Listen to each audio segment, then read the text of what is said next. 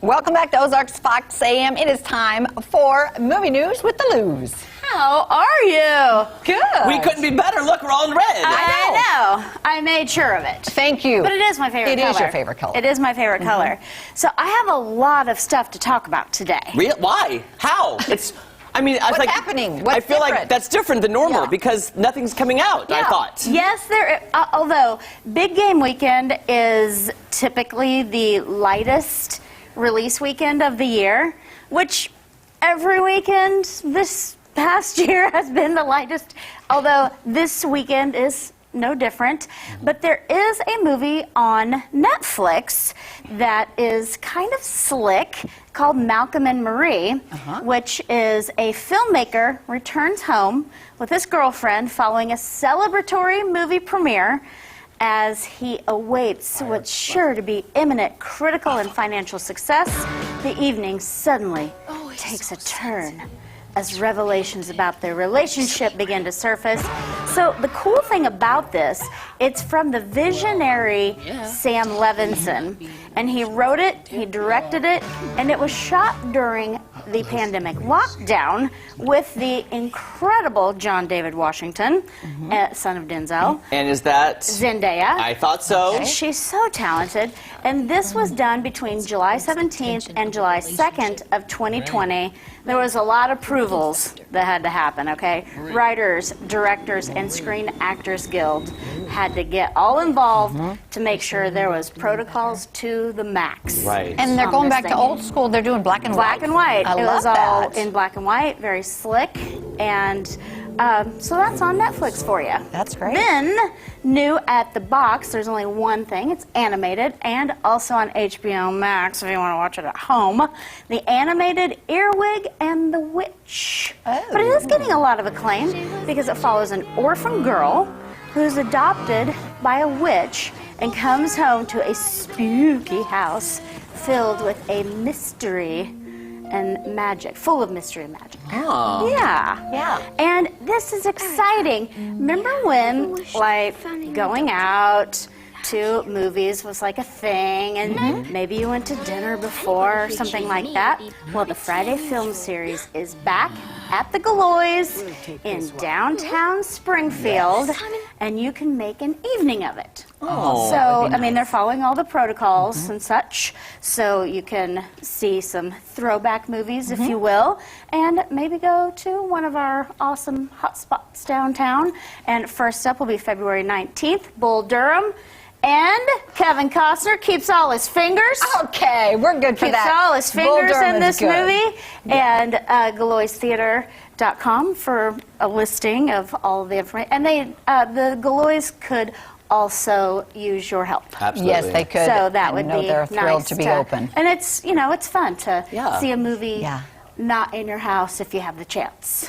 Yeah. And then awards season, Jeremy. Yes. Let's talk about it Do it. because we'll talk about the Globes and we'll talk about the Screen Actors because those came out. And then we'll also talk about that we did get a letter from our Critics' Choice president. So we'll get to Yes, that. we did. So the Globe noms. Their show is February 28th. This is not, they always say that this is the teller of the Oscars. It is not. No, it's not. Yeah. It's not at all. No. Because there's the dual categories of drama and then the Comedy musical. So there's no, and also the Foreign Press Association, I don't know what movies you're watching. Sometimes. That's true. Are you watching the same movies I'm watching? Because I don't know if you are. Anyway, sometimes I agree with them and sometimes I don't. But the big nominees, I do like their hosts. Okay, 'Cause who's hosting? Yeah. Tina Fey, and she'll good. do it from the East Coast, and Amy Poehler will do it from the West Coast. And so every award show is different right now, but as long as they're having them. So the big noms were The Father with Anthony Hopkins. I have not yet had the chance to see this, so send me a movie, Anthony Hopkins, because I've loved you for a long time. All right. And you're in my favorite movie of all time, of course, which is Silence of the Lambs. Mank with Gary Oldman. I can appreciate this movie. I found it to be very slow. And bored me to death. There, but I can appreciate the look of it. Nomadland, which will be coming here with Frances McDormand, who is always spot on. I've heard lots of praise about her. Oh, does she award do any? season. She's sort of like the female Tom Hanks. She does nothing wrong. Yeah. And A Promising Young Woman, which is my #1 of the year, and very incredible, not for the entire family. Right. And The Trial of the Chicago 7, which you can see on Netflix, which is incredible. Screen Actor Guilds, which they are the teller. Yes, they are. Because the actors vote on actors, actresses on actresses, and I love the SAGs, which for the TV, how about S Creek? Oh, I love it. I know, got all the noms. I know, and Queen's Gambit. And Queen's Yeah, Gambit, good yes. things So about the Best Picture noms for that, Spike Lee's Defy Bloods, and then Minari, which is really exciting because it's about a Korean family who starts a farm in Arkansas. Well, how about that? Ma Rainey's Black Bottom, which has Chadwick Boseman in that, which sadly was his last film, and of course Viola Davis. Regina King's creation, One Night in Miami, which is a really cool premise, and then of course the Chicago 7, which I completely agree with. Okay. Okay. So then our Critics' Choice, my ballot is due tonight Oh. by 8 p.m. Are you ready? Oh, I'm ready. You're ready. I'm super ready. And then our show is the 7th of March. But we got a letter saying, hey, Tay Diggs is still hosting from a place in Hollywood, but then they'll take the awards to people's houses. Yes. So it sort of answered our question, like, is there going to be a show? Are we going to be invited? Are we going to have access to anybody? But something fun that happens as, they're wanting you to watch the movies and nominate on them, they send you little gifts and Yes. such. Right, they So do. I got something. Now, are you allowed to show this? I'm going. I saw it. I'm going to. I'm going to show it because it's your Halloween costume. Oh. Okay, so Sacha Baron Cohen, who is, well known for Borat, right?